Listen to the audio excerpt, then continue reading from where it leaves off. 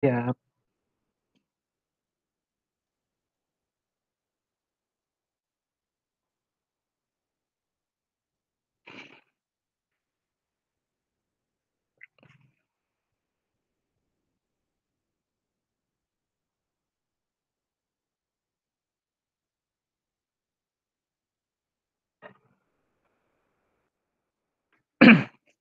mungkin dimulai dulu aja ya, Mas, Mbak, kalau saya pilihnya kayak gitu. Siap. Sebelum kita mulai training hari ini, mari kita berdoa terlebih dahulu, semoga diberikan kelancaran dan semoga mendapatkan ilmu yang baru yang bermanfaat. Berdoa dipersilahkan.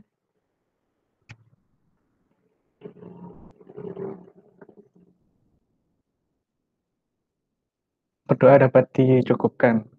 Mungkin untuk pertemuan hari ini langsung dari saya Dimas yang memimpin trainingnya karena Mas Bagus kebetulan lagi ada kegiatan yang lain yang tidak bisa ditinggalkan seperti itu.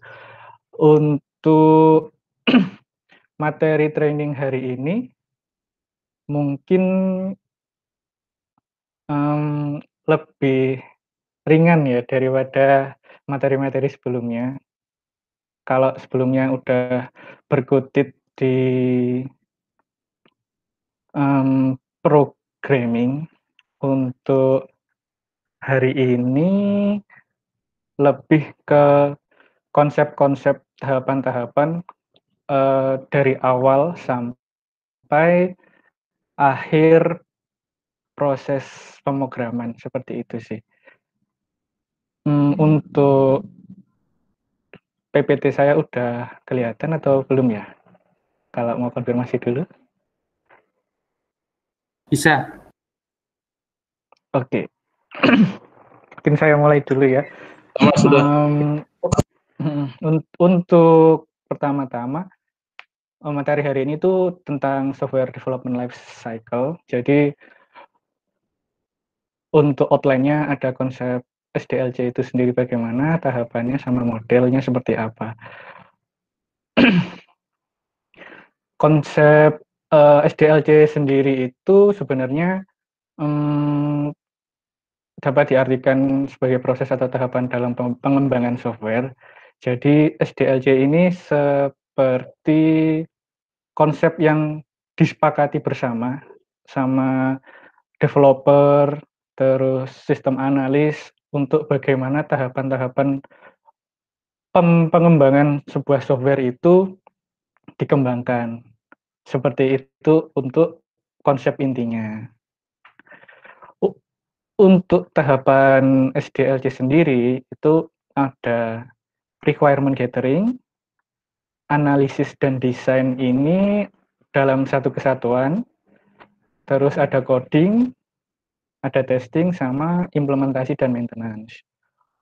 Untuk proses yang pertama itu untuk requirement gathering-nya sendiri, ada mengidentifikasi masalah, terus mengidentifikasi nilai bisnis dari software yang akan dikerjakan, kelayakan software itu sendiri, rencana kerja, sumber daya, biaya waktu, dan lainnya. Untuk requirement gathering di sini itu sebenarnya tahapan awal dari sebuah pengembangan software di mana tim ataupun organisasi akan mengidentifikasi software seperti apa sih yang akan dikerjakan. Software seperti apa yang bisa menyelesaikan kebutuhan bisnisnya atau kebutuhan organisasinya. Terus di requirement gathering ini juga bakalan mendefinisikan sumber daya yang dibutuhkan untuk mengerjakan software ini, terus biaya yang akan dikeluarkan atau biaya yang sudah dialokasikan, dan waktu yang dibutuhkan untuk pengembangan software ini sendiri. Untuk selanjutnya ada tahapan analisis. sebenarnya analisis sama desain ini dalam satu tahapan ya, proses tahapan. Kalau analisis ini ketika gathering di awal sudah tahu software apa yang ingin dikerjakan, di analisis ini biasanya seorang tim bisnis dan juga sistem analis akan membuat dokumen berupa dokumen BRD dan dokumen SRS. Kalau dokumen BRD sendiri itu berisi spesifikasi fungsional software dan kebutuhan yang diinginkan oleh user. Dokumen BRD ini biasanya cuma berisi secara general fungsi-fungsi apa saja yang ada di dalam aplikasi yang akan dikembangkan. Semisal kita contohkan website untuk aplikasi absensi. Nanti di dokumen BRD dia hanya akan berisi fungsi-fungsi dari aplikasi web itu sendiri. Misalkan di dalam web itu ada login, logout, register, terus fungsinya ada absensi, terus ada izin, surat surat izin nggak masuk, surat izin cuti, dan lain sebagainya. Hanya sekedar itu. Sedangkan dokumen SRS itu lebih ke dokumen teknis yang nantinya ditunjukkan kepada developer atau programmer sebagai acuan programmer untuk mengerjakan software itu. Nah, untuk dokumen SRS ini sebenarnya ini nantinya kalau di project training ini nanti bakalan dijelaskan lebih lanjut sama teman saya Fatur sebagai sistem analis. Mungkin di pertemuan selanjutnya akan dijelaskan bagaimana membuat dan membaca dokumen SRS itu seperti apa. Jadi dokumen SRS ini berdasarkan dari requirement gathering juga. Seperti yang kemarin dilakukan Mas Fatur sama teman-teman dari Sorong terkait kebutuhan apa saja yang ingin dikerjakan di uh, website yang akan software yang akan dikerjakan seperti itu. Di dokumen SRS berisi tentang semua kebutuhan fungsional dan non-fungsional serta teknik dari software yang akan dibangun atau dikembangkan. Jadi lebih spesifik, misalkan di dalam website itu udah pasti dia menggunakan Laravel seperti yang teman-teman kerjakan kemarin. Terus kalau di dokumen BRD tadi sudah disebutkan fungsi dari website itu ada login, logout, di dokumen SRS akan lebih didetailkan. Misalkan login ini nanti akan pasti ada username sama password. Nah, nanti username dia akan menggunakan entitas apa aja. Misalkan username hanya harus diisikan alfabet dan numerik. Seperti itu. Kalau misalkan password itu harus bagaimana ketentuannya. Ada 8 digit, huruf kapital, huruf kecil seperti itu nanti akan dituangkan di dokumen SRS seperti itu. Untuk selanjutnya, untuk desain ini di tahapan desain tim analis akan berkoordinasi dengan tim-tim terkait seperti tim UI, terus DB untuk mendesain UI dari website atau software yang akan dikerjakan oleh developer atau programmer. Selain itu juga akan mendesain desain dari DB-nya seperti apa, relasi DB-nya seperti apa, itu ada di tahapan desain. Dan juga terkadang di desain ini juga membuat arsitektur IT yang dibutuhkan ketika nantinya software itu akan di deployment, istilahnya akan di launching itu kan ada environment yang akan digunakan. Nah, itu juga arsitekturnya juga akan didesain di dalam tahapan ini. Sebenarnya untuk desain UI, terus desain DB yang akan dilakukan bagaimana, relasi database juga bagaimana akan dituangkan di dokumen SRS yang ada di tahap analis tadi, seperti itu. Untuk selanjutnya tahapan coding ini udah masuk di programmer dan developer akan memulai development sesuai dengan SRS yang sudah dibuat. Jadi biasanya programmer sama developer itu akan selalu mengacu pada SRS yang dibuat oleh sistem analis agar aplikasi software ataupun website yang akan dikerjakan oleh developer sesuai dengan scope yang sudah ditentukan, seperti itu. Untuk tahapan selanjutnya ada tahapan testing. Untuk testing sendiri biasanya di proses SDLC ini ada tim sendiri yaitu tim QA (Quality Assurance), di mana QA ini bertugas untuk memastikan software yang telah didevelop oleh developer maupun programmer itu sesuai dengan requirement yang ada. Jadi biasanya QA itu akan melakukan testing dan akan mengacu kepada dokumen SRS. Apakah website, program, aplikasi ataupun software yang sudah dibuat oleh developer ini sesuai nggak sama SRS yang sudah dibuat. Seperti itu. Misalkan kalaupun tidak sesuai nantinya, QA akan langsung memberikan report kepada programmer bahwa ada yang tidak sesuai dengan SRS yang telah dibuat. Setelah itu pas ada proses namanya fixing fitur-fitur yang sudah di development. Seperti itu sih. Untuk tahapan paling akhir itu ketika QA sudah memastikan bahwa software, aplikasi, ataupun website yang sudah dikerjakan itu sesuai dengan ketentuan atau kebutuhan user yang diwakili oleh dokumen SRS,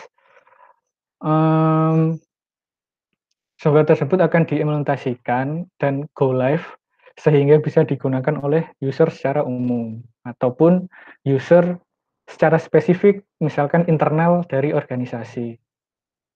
Sedangkan maintenance ini proses perbaikan, pemeliharaan, dan sebagainya agar menjaga performa dari aplikasi tetap stabil atau sesuai dengan standar yang telah ditentukan. Biasanya ketika aplikasi sudah go live dan digunakan oleh banyak user, akan terdapat beberapa temuan-temuan atau bug. Nah, untuk mengatasi bug-bug itu sendiri atau progress fixing itu masuk ke dalam tahapan maintenance. Seperti itu.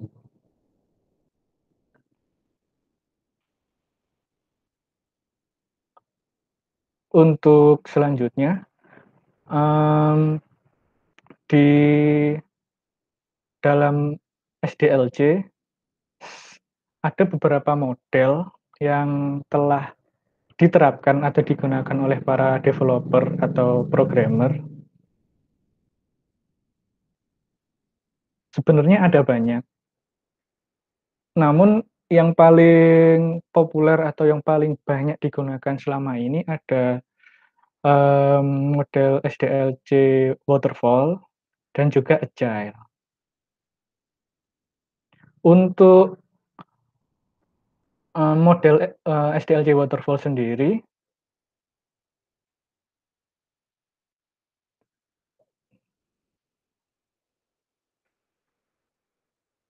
merupakan suatu metode dalam pengembangan software di mana pengerjaannya harus dilakukan beruntun. Ini sebenarnya mirip kayak SDLC, konsep SDLC yang tadi sudah dijelaskan. Cuman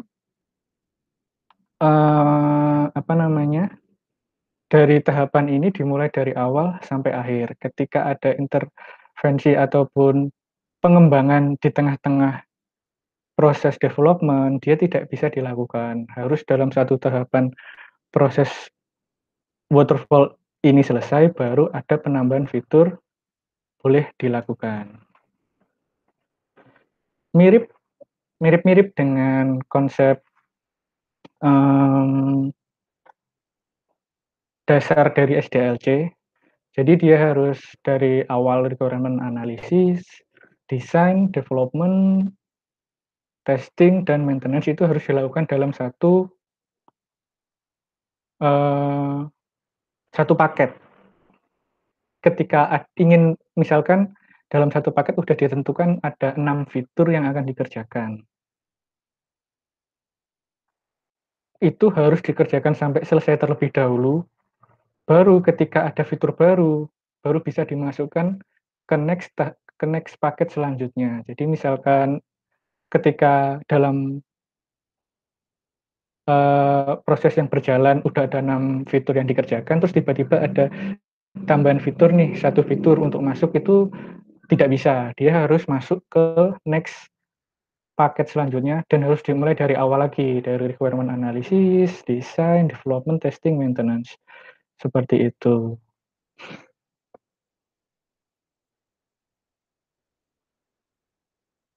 Untuk kelebihan dari model waterfall ini model yang paling lama digunakan dan paling awal digunakan oleh para developer. Dan model waterfall ini cocok untuk digunakan ketika pengembangan software itu memiliki kompleksitas rendah. Dan project akan terjadwal dengan baik dan mudah dikontrol karena selama proses development atau selama pengerjaan software itu sendiri, tidak boleh ada intervensi atau tambahan pengurangan dari fitur ataupun konten yang sedang dikerjakan. Jadi harus segitu dikerjakan sampai selesai, seperti itu. Ketika ada perubahan, maka next pengerjaan selanjutnya baru bisa dikerjakan, seperti itu. Untuk kekurangannya itu seperti yang sudah dijelaskan tadi, pengembangan lama. Ini relatif sih untuk lama ya, bergantung berapa banyak fitur yang dikerjakan. Tapi mungkin yang dimaksud lama ini ketika ingin menambah fitur baru, itu tidak bisa diselipkan di tengah-tengah proses development, seperti itu. Biaya juga mahal. Kenapa mahal? Karena proses tahapan-tahapan itu harus sebenarnya saling berkaitan sih. Ketika ingin penambahan fitur atau pengeluaran fitur, satu tahapan waterfall ini harus selesai. Baru selanjutnya bisa dikerjakan. Sehingga waktu pengerjaannya akan lama dan juga akan otomatis mempengaruhi biaya. Seperti itu. Dan model ini nggak cocok untuk proyek-proyek yang memiliki kompleksitas tinggi, karena pasti akan memakan waktu yang sangat lama dan akan membengkak di budget, lalu juga bakalan molor untuk go live-nya, sehingga user tidak bisa segera menggunakan aplikasi yang sudah dikerjakan. Untuk selanjutnya ada model agile. Model agile sendiri ini model SDLC yang paling terbaru, dan dia merupakan kombinasi dari model proses iteratif dan incremental, yang fokusannya itu untuk adaptasi proses dan kepuasan dari user. Di dalam agile ini, dia akan memecah fitur yang sudah diidentifikasi di awal menjadi beberapa bagian. Dan dalam satu pengerjaan development itu relatif memiliki jangka waktu yang lebih cepat, 1 minggu sampai 3 minggu. Jadi misalkan tadi saya contohkan website absensi, dia memiliki 6 fitur. Kalau di waterfall, dia akan mengerjakan 6 fitur itu langsung. Sedangkan di agile, dia akan memecah dia misalkan menjadi 3 tahap pengerjaan. Di tahap 1 dia akan mengerjakan fitur 1 dan fitur 2. Ketika user udah menerima dan sesuai, langsung akan di-launching istilahnya dan supaya agar user segera bisa menggunakannya. Tapi juga, next selanjutnya, untuk tahap selanjutnya dia akan mengerjakan fitur yang 3 dan 4. Nah, seperti ini, iterasi 1, iterasi 2. Misalkan tadi sudah saya sebutkan tadi, fitur website absensi misalkan dibagi 3 iterasi. Di iterasi 1 ada fitur 1, fitur 2 yang dikerjakan. Ketika udah selesai, di iterasi 2, fitur 3 dan fitur 4 yang dikerjakan. Ketika oke, user oke, langsung launching, go live, biar bisa digunakan oleh user secara umum. Di iterasi ketiga, fitur ke-5 dan ke-6. Seperti itu sampai software itu memenuhi sesuai dengan requirement yang ada. Untuk kelebihan penggunaan Agile sendiri, fungsionalitas dapat dikerjakan lebih cepat dan dapat segera dipresentasikan. Karena jangka waktu yang dikerjakan hanya 1 minggu sampai 3 minggu, jadi pengerjaannya lebih cepat dan fokus pada fitur yang sudah ditentukan. Seperti yang saya contohkan tadi, misalkan fitur 1, fitur 2 udah selesai dalam waktu 1 minggu atau 2 minggu, langsung di-launching dan bisa segera digunakan. SDM yang diperlukan seminim mungkin. Karena fitur yang dikerjakan sedikit, misalkan sedikit-sedikit, makanya SDM yang perlu untuk mengerjakan juga akan lebih sedikit. Beda dengan waterfall ketika 6 fitur langsung dikerjakan, mengingat deadline mungkin yang lebih cepat, maka SDM yang digunakan juga akan lebih banyak. Seperti itu sih. Model yang baik untuk environment user yang mudah berubah. Jadi ketika model Agile ini sangat cocok untuk digunakan pada project atau pengembangan sebuah software aplikasi yang mana kebutuhan user itu sering berubah-ubah atau ingin menambah fitur itu dengan cepat. Jadi setiap proses tahapan development bisa memprioritaskan, oh kebutuhan user mana yang harus segera dikerjakan. Setelah 1 minggu atau 3 minggu, oh ini selanjutnya fitur ini yang harus segera dikerjakan. Bisa melakukan prioritasi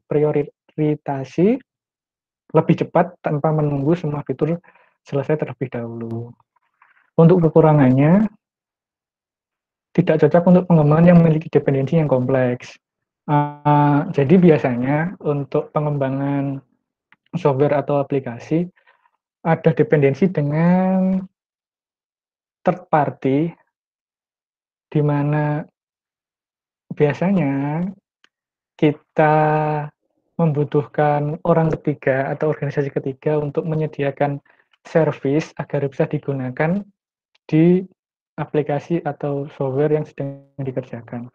Ketika dependensi ini harus menunggu lama dari third party ini, itu sangat tidak cocok karena akan mengganggu timeline dari pengerjaan. Misalkan dalam waktu 1-3 minggu udah dikerjakan 2 fitur. Dependensi service atau layanan yang dari third party yang kita butuhkan ini tidak segera siap digunakan dalam waktu 1-3 minggu, maka dalam waktu 1-3 minggu ini kan akhirnya tidak mengerjakan apa-apa, itu makanya tidak cocok. Analisis desain dan pengembangan relatif sulit diprediksi. Hal ini terjadi karena setiap waktu kebutuhan user kan berubah secara cepat. Jadi ketika konsep desain di awal seperti ini, bakalan akan berubah lebih cepat lagi, kayak gitu sih. Sangat bergantung dengan komunikasi user. Ketika user tidak mendefinisikan kebutuhannya, akan berefek pada proses pengembangan. Dari di Agile ini, ketika sangat bergantung dengan user ya. Ketika user tidak bisa memprioritaskan mana aja yang harus segera diselesaikan fiturnya atau aplikasinya, maka akibatnya nanti development oleh programmer itu bakalan dibuat bingung. Bingungnya karena ketika udah mengerjakan fitur 1, 2 nih, oh ternyata 3, 4 yang harusnya segera dirilis. Ketika sudah mengerjakan fitur 3, 4, oh ada fitur baru lagi yang harus segera diselesaikan. Seperti itu. Cukup dari saya. Mungkin ada pertanyaan. Untuk materi kali ini relatif ringan, karena ini hanya konsep dasar yang disepakati oleh developer atau programmer sih. Jadi biar tahu step-step tahapan-tahapan sebelum langsung terjun untuk pengembangan aplikasi. Kalau ada pertanyaan, dipersilakan.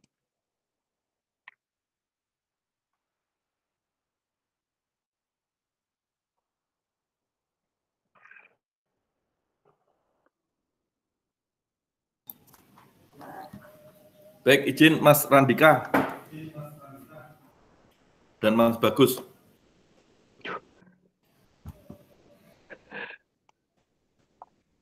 Saya ini pertanyaannya sebagai orang awam ini Mas di bidang pemrograman. Jadi Iya, Mas. kemarin itu kalau saya mengikuti dari awal, kemudian ada database, kemudian sampai ke Laravel gitu kan. Saya melihat sebenarnya kalau kita belajar pemrograman itu, saya dulu pernah belajar namanya pemrograman visual.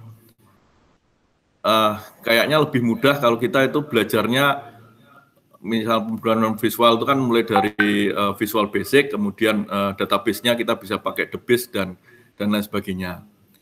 Tapi saya mengikuti pembelajaran dari PT Vaskom ini, kayaknya kita mulai dari hal yang lebih susah ya Mas. Sehingga ini menjadi dasar-dasar dari kami untuk belajar program lebih banyak. Karena ketika saya berbicara dengan teman-teman, ini belajar apa? Belajar Laravel. Wah, hebat sekali. Apa kamu bisa belajar Laravel? Artinya Laravel ini sebenarnya sudah termasuk kategorinya, sudah termasuk hebat lah. Hanya memang kalau kami belajar ini kayak kalau ini kan rata-rata kan seminggu 2 kali. Tapi kalau saya lihat mulai database ke atas itu Mas, database ke atas itu sebenarnya kami butuh waktu setiap satu sesi itu 1 minggu untuk kami untuk mencerna. Sehingga ya mungkin ini kami agak tertatih-tatih, tapi mohon mungkin nanti dari tim Vaskom bisa menjelaskan kenapa sih kita pakai Laravel. Kemudian ketika nanti kita membuat, karena nanti kalau programnya ini nanti yang dibikin sebagian besar oleh teman-teman Vaskom, saya rasa teman-teman yang sekarang ini sudah belajar bahasa program, dia akan lebih mudah untuk melihat program yang sudah dibikin oleh PT Vaskom dengan lebih mudah gitu Mas. Dan mungkin ke depan kalau mau mengembangkan akan lebih bisa lagi.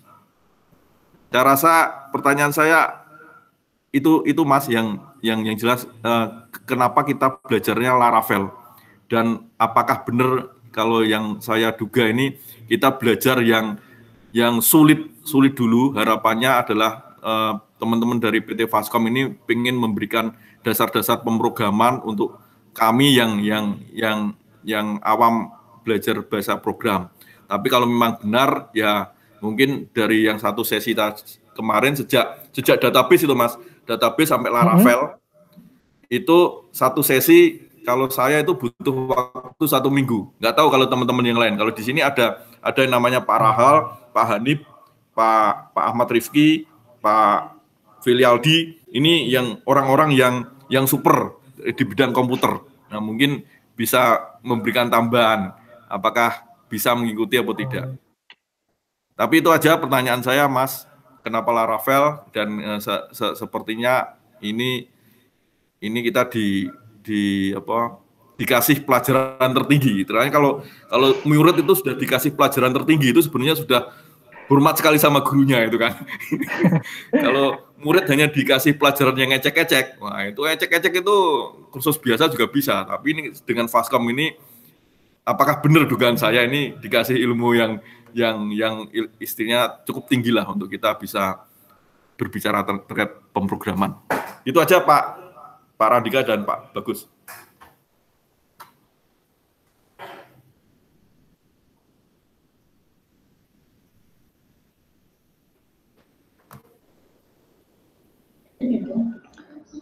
Izin Mas Bagus. Oh iya. Ini Mas nyambung dari Pak Santoso.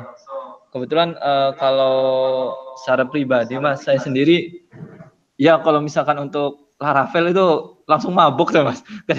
Ininya bingung Mas. Waktu ketika ngelihat ininya apa namanya, ada sistemnya, codingnya, sebab kalau dulu saya pernah belajar pemrograman itu paling hanya sebatas MySQL itu Mas, dan CRUD database, baru sampai situ tok gitu. Ketika sudah nyampe Laravel, oh ternyata ini udah sangat jauh sekali saya ketinggalan ilmunya, dan ini merupakan ilmu yang luar biasa buat saya karena ada hal baru yang harus dipelajari tentunya, dan ini saya yakin sih Laravel ini akan super power sekali gitu loh ke depannya. Nah ini mungkin ada saran dari rekan-rekan di tim Faskom yang mengajari kami gimana sih agar kami bisa menguasai Laravel ini biar kami nggak kebingungan gitu loh kalau itu.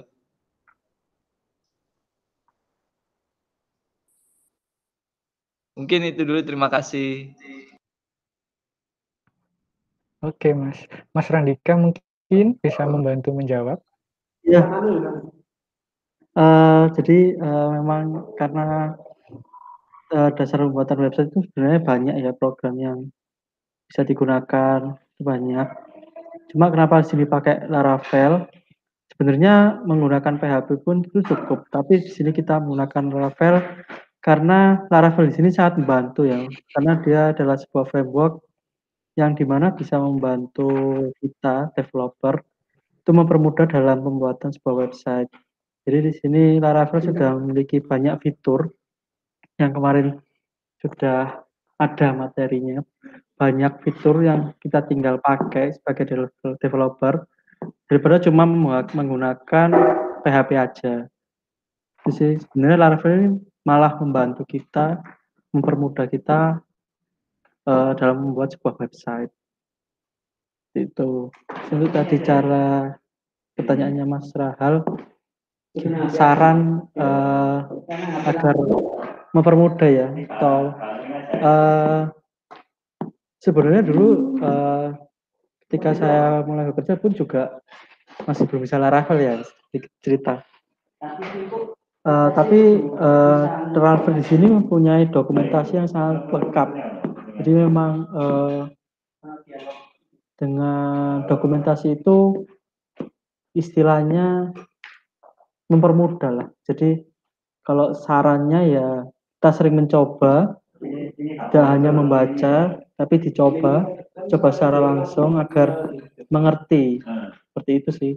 Kalau saran dari saya sendiri, kita sebagai developer lebih sering mencoba daripada hanya membaca. Itu aja sih.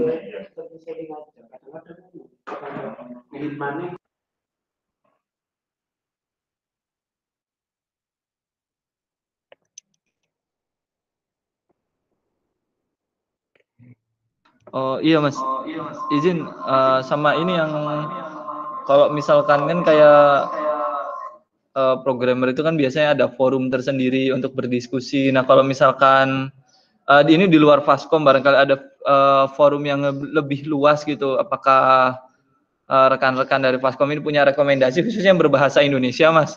Coba kalau bahasa Inggris saya oleng juga Mas, gitu. Oke Mas. Gimana tuh pel-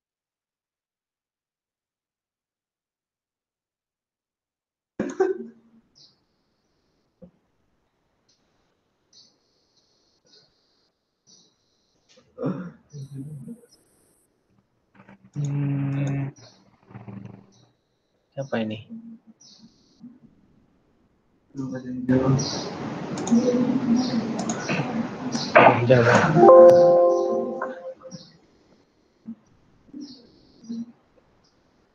kalau dari Mas Randika ada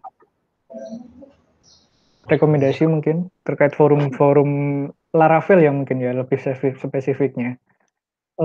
Kalau saya sendiri sih biasanya googling ya. Kalau forum bahasa Indonesia belum menemukan forum untuk forumnya sendiri ya. Saya lebih banyak membaca dokumentasinya sih. Itu. Karena dokumentasinya memang sangat lengkap ya, walaupun memang bahasa Inggris ya. Kalau yang bahasa Indonesia saya belum pernah nemu sih Mas. Kalau forum ya, apalagi forum. Biasanya forum-forum seperti itu ada di media sosial, di Telegram dan lain-lain seperti itu sih. Atau Facebook biasanya juga ada terkait forum itu, developer Laravel. Itu sih.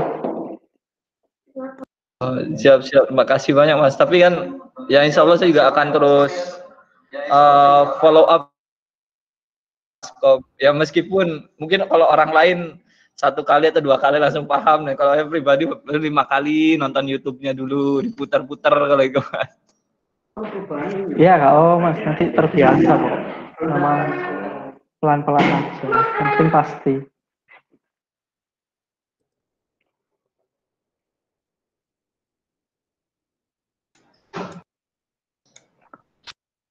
Mungkin ada yang mau ditanyakan lagi?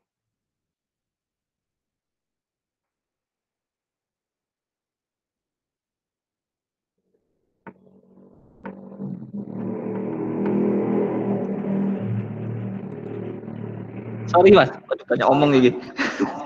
Yang soal SDLC Nggak apa-apa, Mas. Nah Iya, ini kan silakan.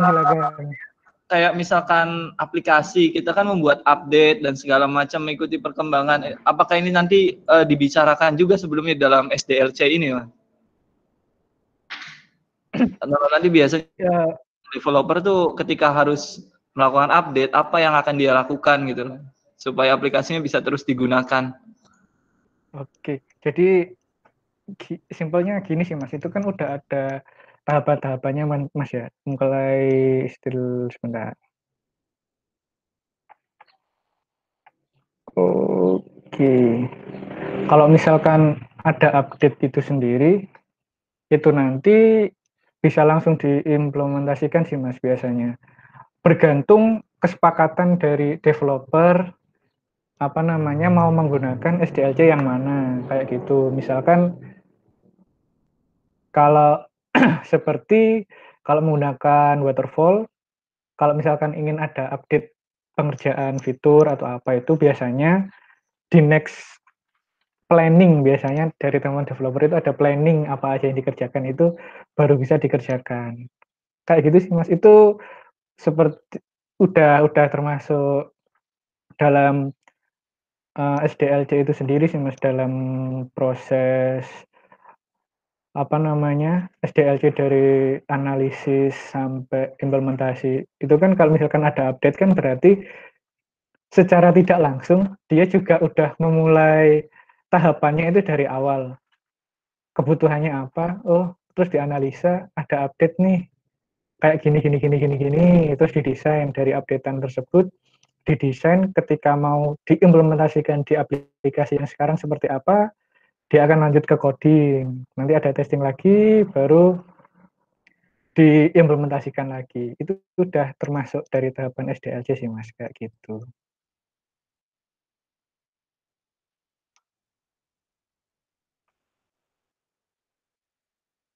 Oh, siap-siap Mas, makasih banyak Mas.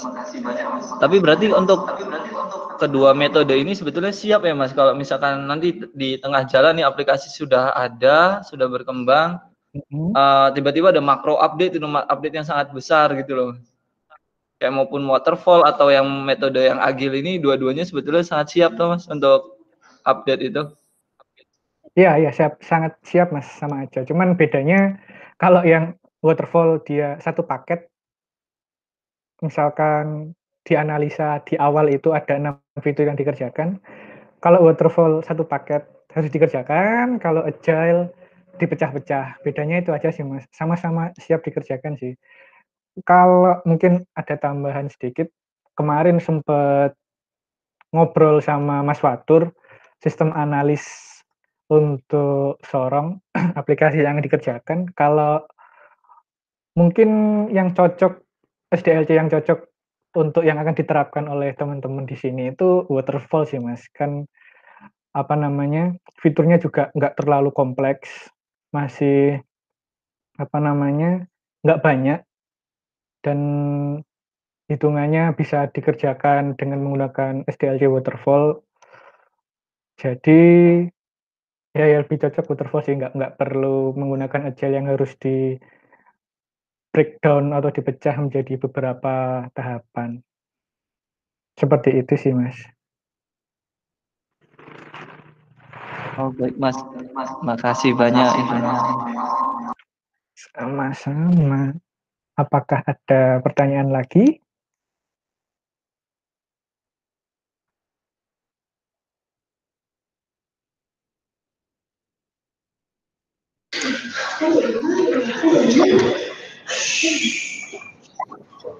Iya Mas, izin masuk. Oh ya, silakan. Ya, mungkin menanggapi Laravel ya Mas. Iya, boleh. Kita kan jatuhnya kan mempelajari basic-basic yang PHP dan CSS itu. Nah, ternyata di perjalanan kita dilanjutkan ke Laravel. Nah, permasalahannya itu kalau saya pribadi, permasalahannya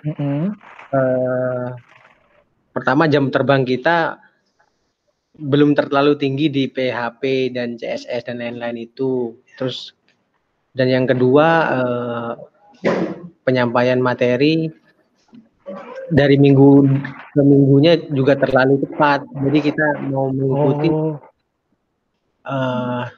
terlalu susah gitu Mas. Kita masih belajar merangkak. Faskom ini sebenarnya sudah belajar berlari gitu Mas.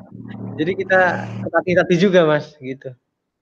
Kalau dari pribadi saya kayak gitu.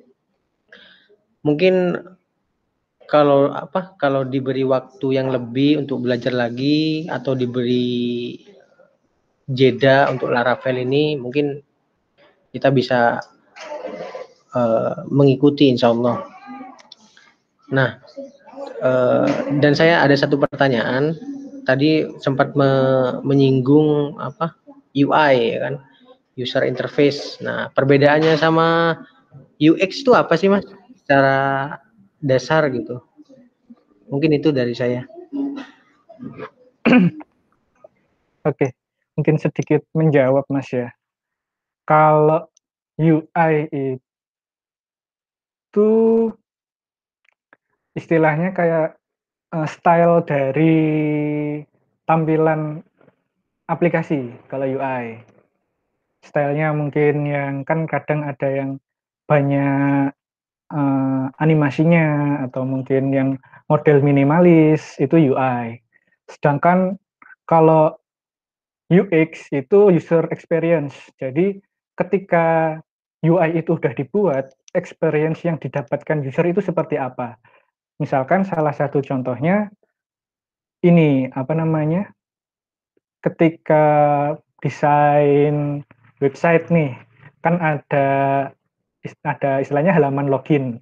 Nah, penempatan dari button atau tombol login itu sendiri, itu apakah ada di tengah atau di sebelah kanan atas, sebelah kiri bawah, itu namanya UX, itu user experience dari user lebih nyaman di mana, kayak gitu sih Mas perbedaannya. Kalau UI itu style dari tampilan, kalau UX itu experience yang didapatkan dari user-nya itu sendiri, seperti itu.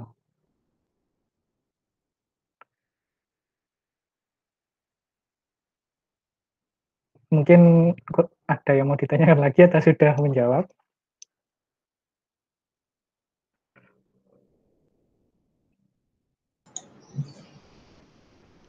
Udah Mas, dari saya cukup. Oke.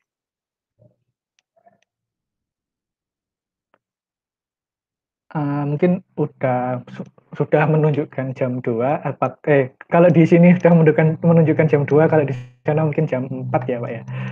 Apakah ada pertanyaan lagi? Kalau enggak mungkin saya tutup dulu. Mungkin dilanjutkan di pertemuan selanjutnya. Kalau pertemuan selanjutnya juga masih belum ke teknis sih, masih istilahnya materi terkait manajemen project. Lebih kalau hari ini kan konsep SDLC lebih fokus ke development programnya. Untuk next-nya itu lebih luas lagi dari manajemen sumber daya, waktu, biaya, scope, dan lain sebagainya yang berhubungan dengan project IT ataupun project yang lainnya sih. Kalau tidak ada pertanyaan, saya tutup untuk sesi hari ini. Terima kasih untuk kehadirannya. Semoga hari ini mendapatkan ilmu yang bermanfaat. Sebelum ditutup, karena tadi diawali dengan doa, kita tutup dengan doa, berdoa dipersilakan.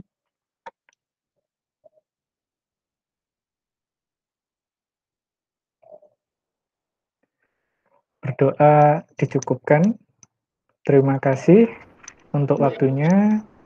Wassalamualaikum warahmatullahi wabarakatuh. Waalaikumsalam. Waalaikumsalam warahmatullahi wabarakatuh. Terima kasih. Jangan lupa absen ya Bapak-bapak, Ibu-ibu.